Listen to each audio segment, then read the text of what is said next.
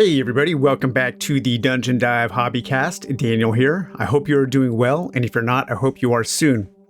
Okay, today we are going to continue our exploration of all things horror, and I am going to be discussing my top 10 horror books of all time.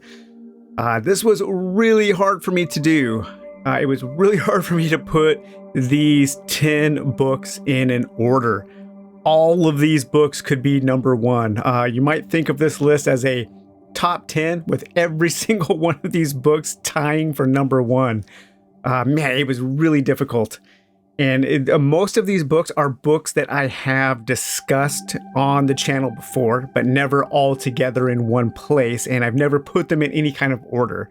So if you might hear some repeat discussion from me, but that's just kind of how it goes.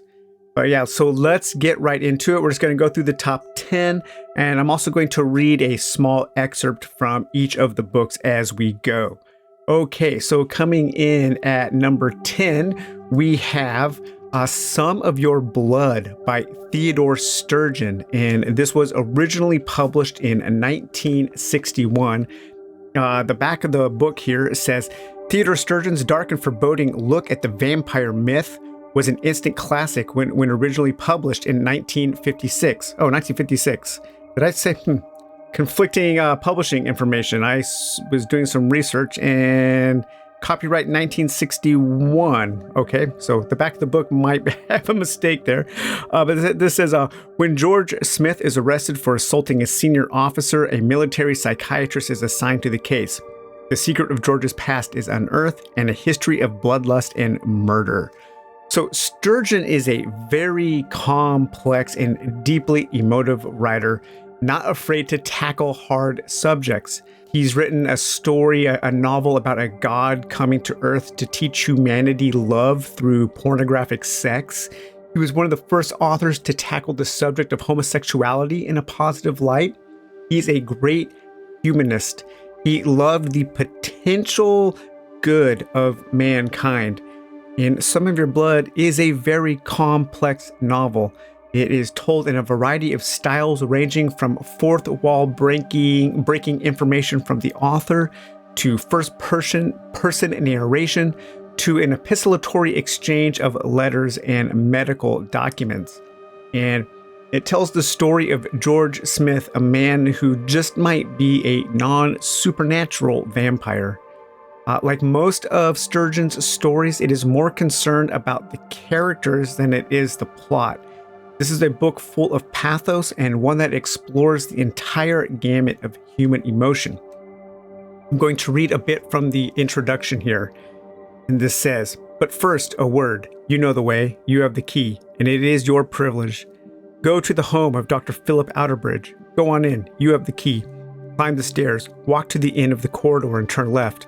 This is Dr. Phil's study, and a very comfortable and well-appointed one it is. Books, couch, books, desks, lamp, books, books. Go to the desk, sit down, it's all right. Open the lower right drawer. It's one of those deep double drawers. It's locked, but you have the key. Go ahead. Pull it open. More than that, all the way. That's it. See all those file folders? A solid mass of them? Notice how they are held in a sort of box frame? We'll lift it out. Better get up, it's heavy. There. Underneath, lying flat, are half dozen folders, just plain file folders. Perhaps they are there to level up the main box frame. Well, they certainly do that. Perhaps too they are there because they are hidden, concealed, secret. Both perhapses could be true. And perhaps they are there because they are valuable, now or later. Value is money, value is knowledge, value is entertainment, sentiment, nostalgia. And that perhaps to the others. It does not destroy them, and bear in mind that the 6 folders, any of the 6, might be any or all of these things. You may look at one of them. The second one from the top, you will note that it, like the others, is marked with Dr. Outerbridge's name and in large red capitals, personal, confidential, private. But go ahead, go right ahead. Take it out. Replace the box frame, close the drawer, light the lamp, make yourself comfortable. You may read through the papers in this folder. Yeah, just a fantastic introduction. Theodore Sturgeon is amazing. Very underread author these days. His popularity really has not continued into the modern day, and I don't know why. He was a very progressive author, so his politics still ring true today. Just a fantastic writer, great ideas, very entertaining, and very emotional. Okay, so coming in next at number 9 is Teatro Grotesco by Thomas Ligotti. And this was published in 2008. Ligotti is kind of a famous recluse. Very little is known about him. He hasn't published anything in many, many years.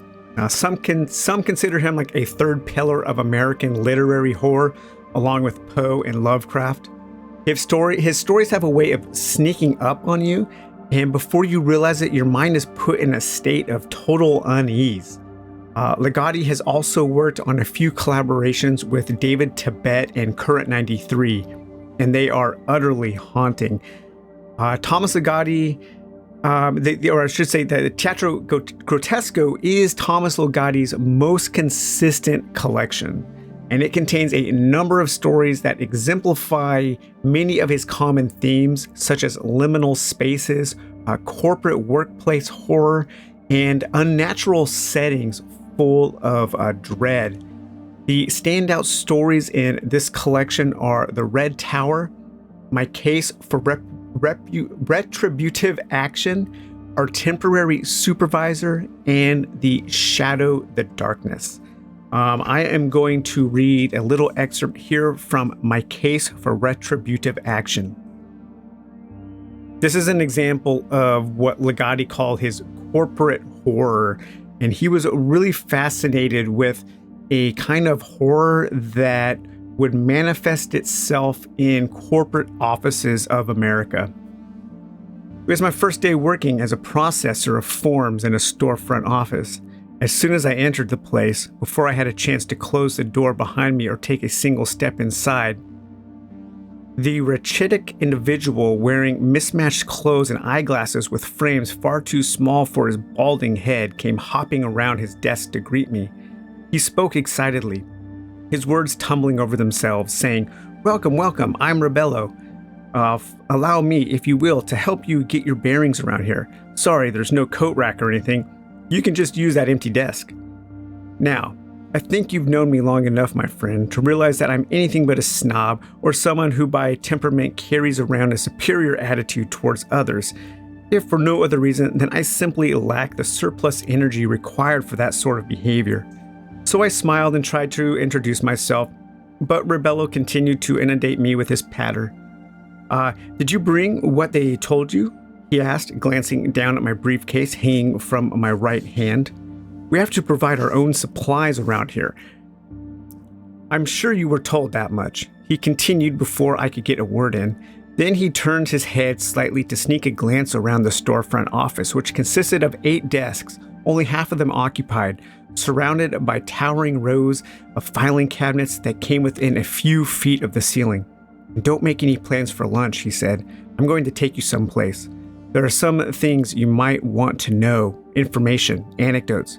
There's one particular anecdote, but we'll let that wait. You'll need to get your bearings around here."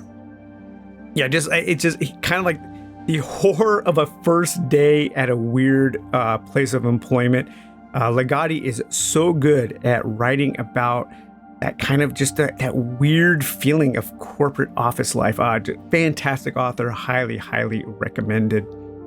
Okay, on number 8, this is definitely a book that I have mentioned multiple times on the Dungeon Dive before, and that is from 1999, and that is The Divinity Student by Michael Sisko.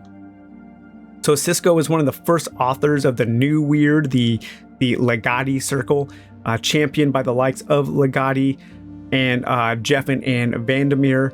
Ligotti said of Sisko, quote, a festival of unrealities, an entrancing body of hallucinations mutilated with surgical precision by a masterful literary maniac. That's what Ligotti had to say about The Divinity Student. He's one of the more prolific authors of this crowd, and he releases books on a regular basis, kind of like one a year or one every other year.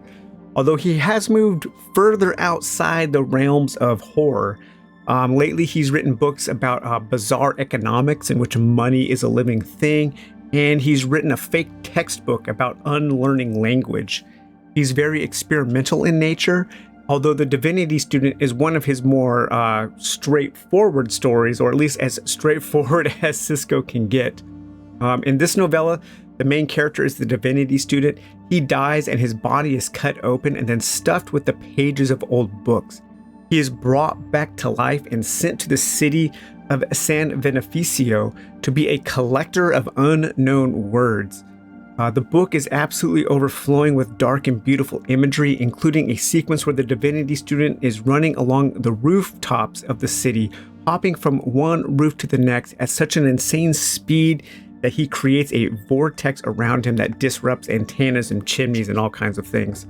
I'm going to read a little excerpt just from the very beginning of the book here. This is after he has been struck by lightning and he's laying dying. He's dead and laying on a hill. And it says, and now they're finding him.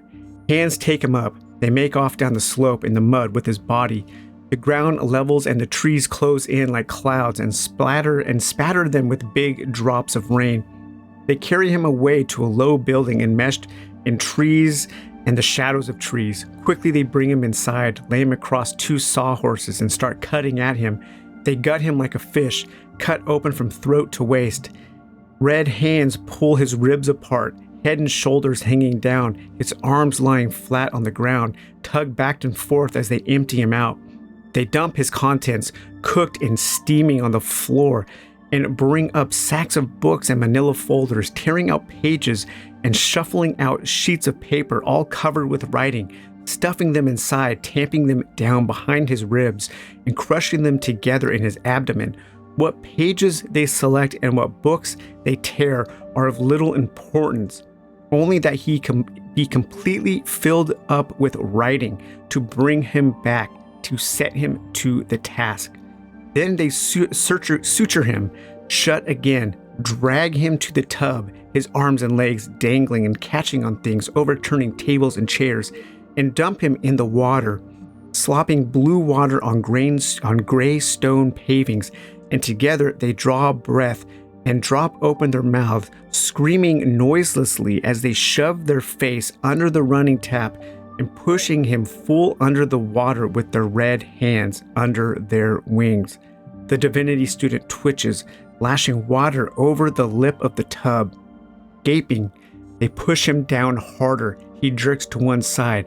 They turn the spigot up full bore and shove his face into the stream. He thrashes, his body goes livid and white. Then his eyes and mouth snap open and gape wide, all screaming without sound. So that was The Divinity Student by Michael Cisco. Okay, so coming up at number 7, probably the oldest single collection here, and that is The King in Yellow by Robert W. Chambers. And this was originally published in 1895. So this is one of the earliest examples of weird fiction and still one of the best. Chambers wrote a lot of historical fiction and a number of collections of supernatural tales. His collection In Search of the Unknown and Police could be seen as kind of a genesis of X-Files or cryptozoology type stories. The King in Yellow ranks up there with Cthulhu in terms of popularity in modern pop culture. Chambers took bits and lore and history created by Ambrose Bierce and used those as the basis for his own mythology, like so many other authors have done with his work and the work of the Lovecraft Circle. The stories in The King in Yellow have been incorporated into the Cthulhu mythos and used in countless board games and have inspired a number of creepypasta internet lore stories. The King in Yellow itself is a play or a book that is said to cause people to go insane when they read it. It's all about the King in Yellow and his yellow sign. The standout stories are The Repairer of Reputations, The Court of the Dragon, and The Yellow Sign. These stories focus on sanity, paranoia, and really a sense of not belonging to the world in which you live. I'm going to read a little bit of the Repairer of Reputations. And it says, the fall from my horse had fortunately left left no evil results. On the contrary, it had changed my whole character for the better. From a lazy young man about town, I had become active, energetic, temperate, and above all else, ambitious. There was only one thing which troubled me. I laughed at my own uneasiness, and yet it troubled me. During my convalescence, I had bought and read for the first time The King in Yellow. I remember after finishing the first act that it occurred to me that I had better stop. I started up and flung the book into the fireplace. The volume struck the barred grate and fell open on the hearth in the firelight. If I had not caught a glimpse of that opening words in the second act, I should never have finished it. But I stooped to pick it up. My eyes became riveted to the open page, and with a cry of terror, or perhaps it was of joy so poignant that I suffered in every nerve, I snatched the thing out of the coals and crept to my bedroom, where I read it and reread it, and wept and laughed and trembled with horror, which at times assails me yet. This is the thing that troubles me, for I cannot forget Carcosa, where black stars hang in the heavens, where the shadows of men's thoughts lengthen in the afternoon, when the twin suns sink into the lake of holly, and my mind will bear forever the memory of the pallid mask. Oh man, so great. Just such a, pretty much like the genesis for that kind of fiction right there. Just such an excellent story. One of my all-time favorite short stories. Okay, so that was The King in Yellow by Robert W. Chambers.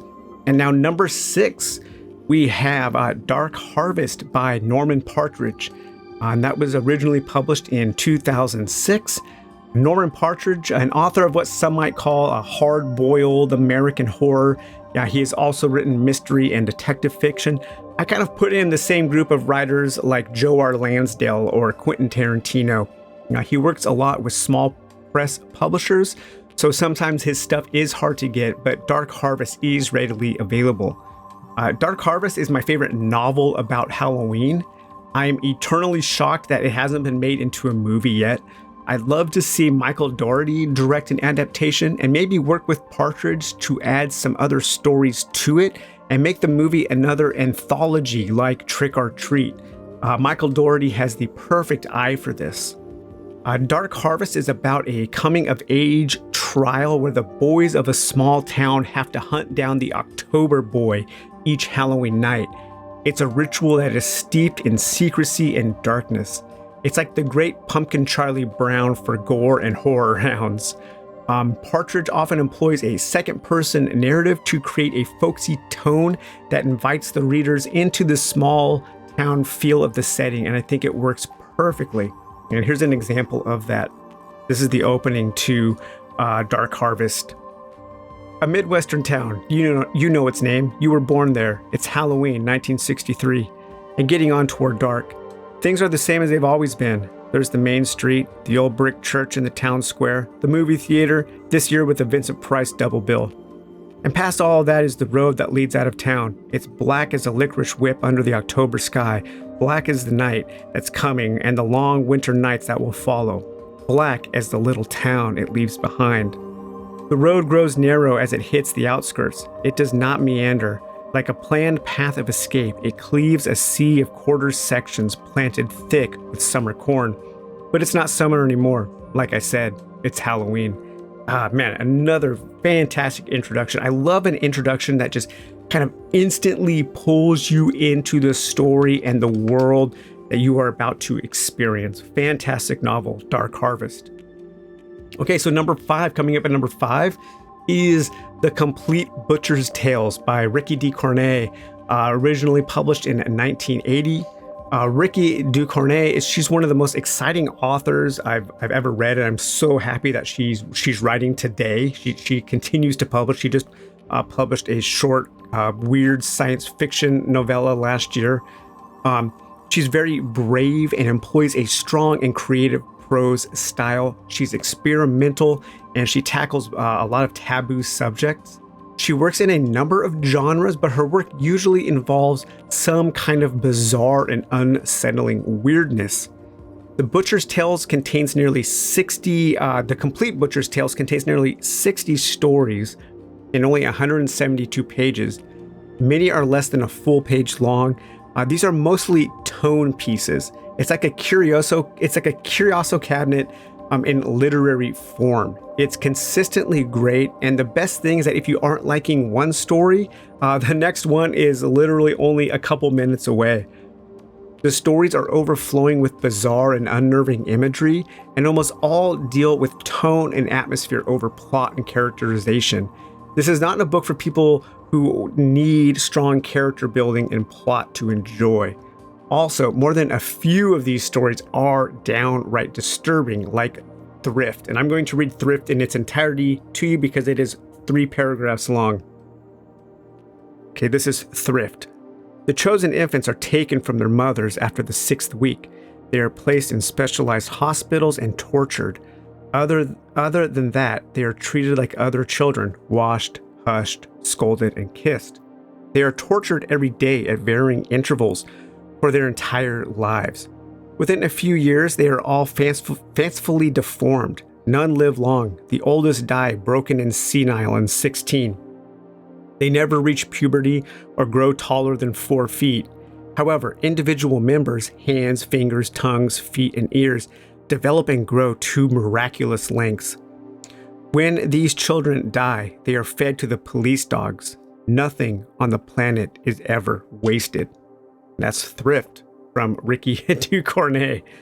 Okay, and then coming in at number 4. A book that I've definitely sung its praises on the Dungeon Dive before, and that is a fantastic anthology called To Sleep, Perchance to Dream, Nightmare, edited by Stefan R. Zemanowicz, published in 1993, and it is from Barnes & Noble Publications. So I love horror anthologies, and this is easily the best I've ever read.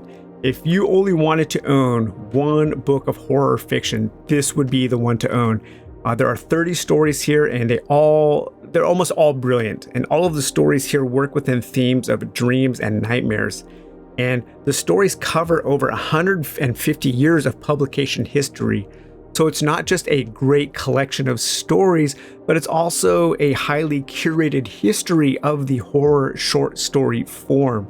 The standouts here include The Drunkard's Dream by Joseph Sheridan Le Fanu, 3 Lines of Old French by A. Merritt, The Black Stone by Robert E. Howard, Perchance to Dream by Charles Beaumont, The Dream of the Witch House by H.P. Lovecraft, Dream of a Mannequin by Thomas Ligotti, and In the Flesh by Clive Barker. And I'm going to read just a little excerpt here from The Drunkard's Dream by Sheridan Le Fanu.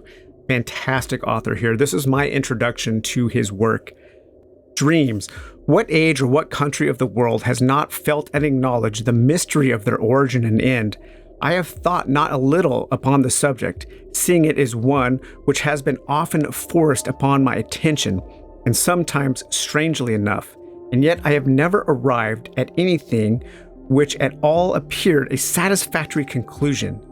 It does appear that a mental phenomenon so extraordinary cannot be wholly without its use. We know, indeed, that in the olden times it has been made the organ of communication between the deity and his creatures, and when, as I have seen, a dream produces upon a mind, to all appearance hopelessly reprobate and depraved, an effort so powerful and so lasting as to break down the inveterate habits and to reform the life of an abandoned sinner.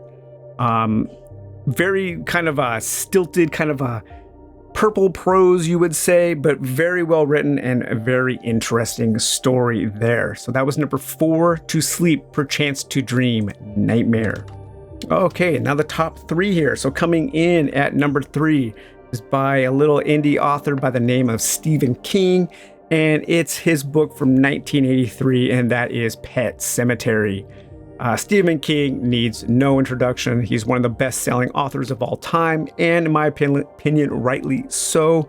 Probably one of the most famous and ubiquitous authors who ever lived. I remember growing up in the early 80s, and I would just see his books everywhere. You know, I could look around and see someone reading that old silver copy of The Shining.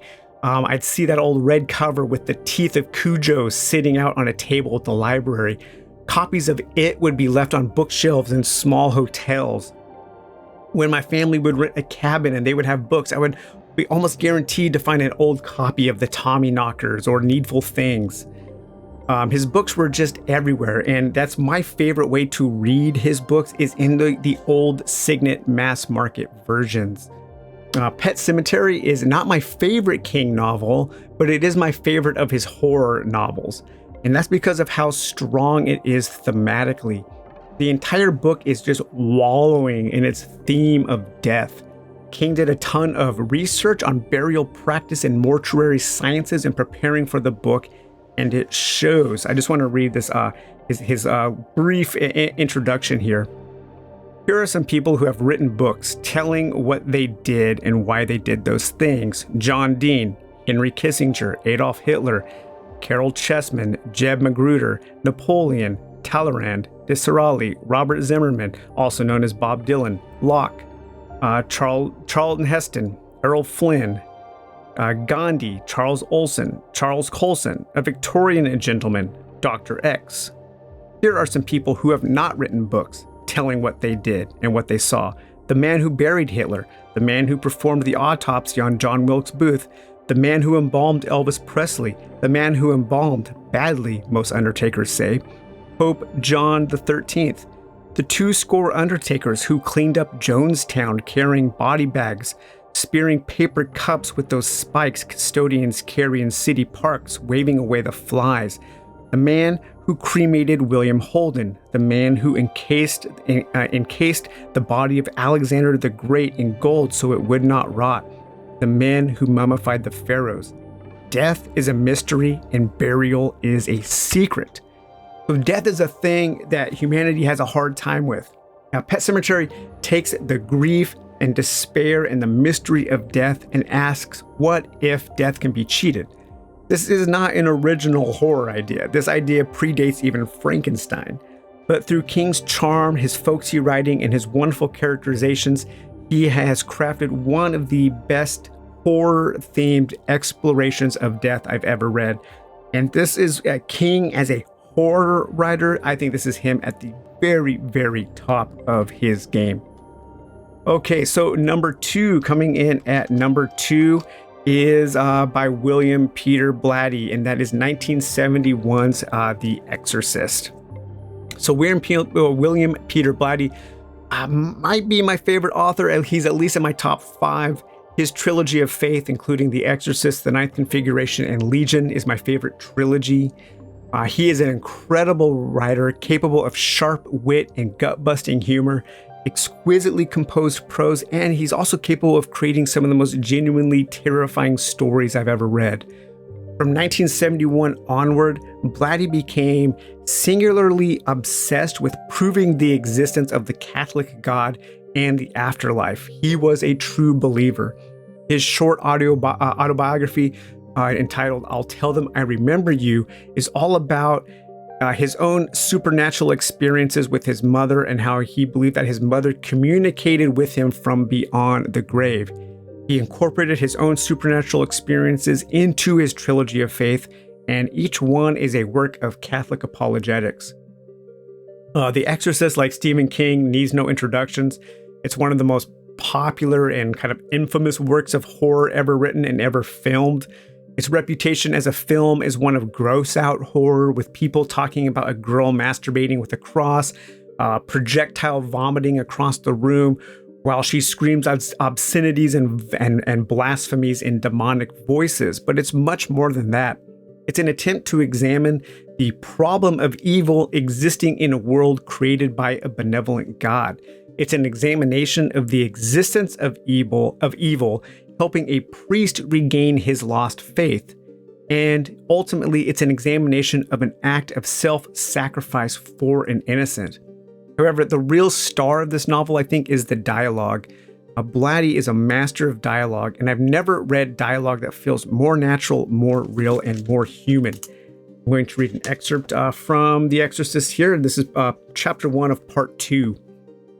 She was standing on the Key Bridge walkway, arms atop the parapet, fidgeting, waiting, while homeward-bound traffic stuttered thickly behind her as drivers with everyday cares honked horns and bumpers nudged bumpers with scraping indifference. She had reached Mary Jo, told her lies.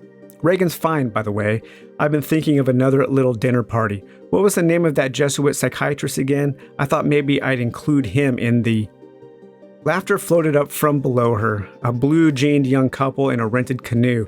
With a quick, nervous gesture, she flicked ash from her cigarette, and the last in her pack, and glanced up the walkway of the bridge toward the district. Someone hurrying toward her, khaki pants and blue sweater, not a priest, not him. She looked down at the river again, at her helplessness swirling in the wake of the bright red canoe. She could make out the name on its side, Caprice. Footsteps, the man in the chinos and sweater coming closer, slowing down as he reached her. Peripherally, she saw him rest a forearm on top of the parapet, and quickly averted her gaze towards Virginia. Another autograph seeker, or worse. Chris McNeil?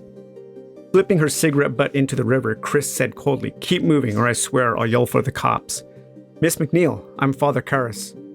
Chris started, then reddened, jerking swiftly around to the chipped, rugged face. "Oh my God, I'm so sorry." She was tugging at her sunglasses, flustered, then immediately pushing them back as the sad, dark eyes probed hers. "I should have told you that I wouldn't be in uniform." The voice was cradling, stripping her of burden. The priest had clasped his hands together on the parapet, veined Michelangelo's, sensitive and large. "I thought it would be much less conspicuous," he continued. "You seem so concerned about keeping this quiet." "Guess I should have been concerned about not making such an ass of myself," Chris retorted. "I just thought you were human," Karras finished with a faint wry smile. Chris appraised him and then nodding and returning the smile. She said, Yeah. I knew that the first time I saw you." "When was that?" "On the campus one day while we were filming." "Hey, got a cigarette, Father?" Karras reached into the pocket of his shirt. "Can you go non-filter? Right now I'd smoke rope." "On my allowance, I frequently do." Smiling tightly, Chris nodded. "Yeah, right, vow of poverty." She murmured as she slipped out a cigarette from the packet the priest was holding out to her. Karras reached into a trouser pocket for matches. "A vow of poverty has its uses," he said. "Oh yeah? Like what?" "Makes rope taste better." Again, a half smile as he watched Chris' hands that was holding the cigarette. It was trembling, the cigarette wavering in quick, erratic jumps, and without pausing, he took it from her fingers, put it to his mouth, and cupping his hands around the match, lit the cigarette, puffed, and then gave it back to Chris, saying, "Awful lot of breeze from all these cars going by."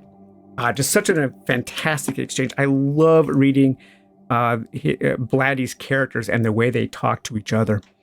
Okay, and finally coming in at number 1, probably no surprise for longtime viewers of the Dungeon Dive, but that is from 1955, and that is from Ray Bradbury, and that is The October Country.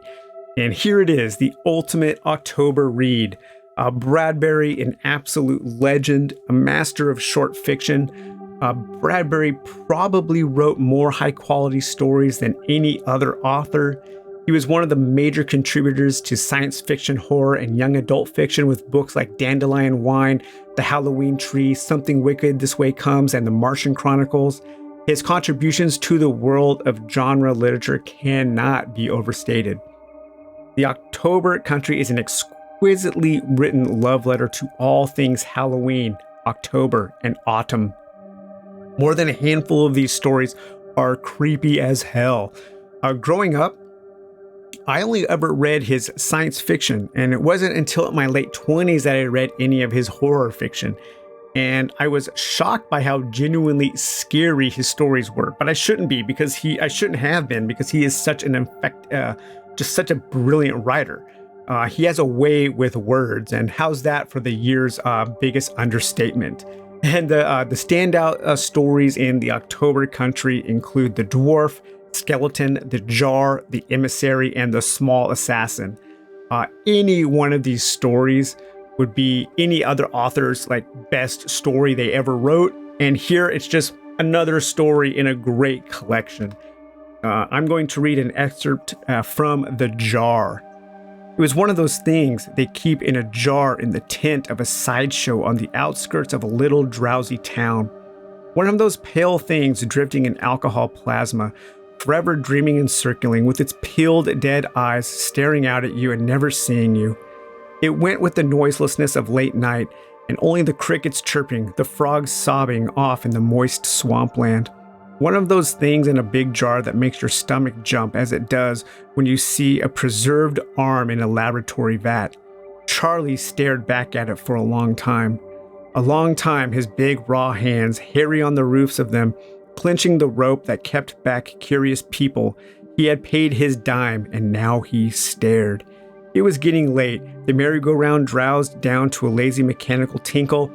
Tent peggers back of a canvas smoked and cursed over a poker game. Lights switched out, putting a summer gloom over the carnival. People streamed homewards in clicks and cues. Somewhere a radio flared up, then cut, leaving Louisiana's sky wide and silent with stars. There was nothing in the world for Charlie but that pale thing sealed in its universe of serum. Charles' loose mouth hung open in a pink wheel, teeth showing. His eyes were puzzled, admiring, wondering. Someone walked in the shadows behind him, small beside Charlie's gaunt tallness. "Oh," said the shadow, coming into the light bulb glare. "You still here, bud?" "Yeah," said Charles, like a man in his sleep. The carny boss appreciated Charles' curiosity. He nodded at his old acquaintance in the jar. "Everybody likes it, in a peculiar kind of way, I mean." Charlie rubbed his long jawbone. "You, ever consider selling it?" Carney's boss's eyes dilated and closed. He snorted. "Nah, it brings customers. They like seeing stuff like that." So yeah, really good. Bradbury writes a lot about carnivals and circuses and that kind of like creepy, weird those creepy, weird October evenings. That is from October Country. So yeah, so my top 10 horror books of all time here. We have number 10, Some of Your Blood by Theodore Sturgeon. Number 9, Teatro Grotesco by Thomas Ligotti.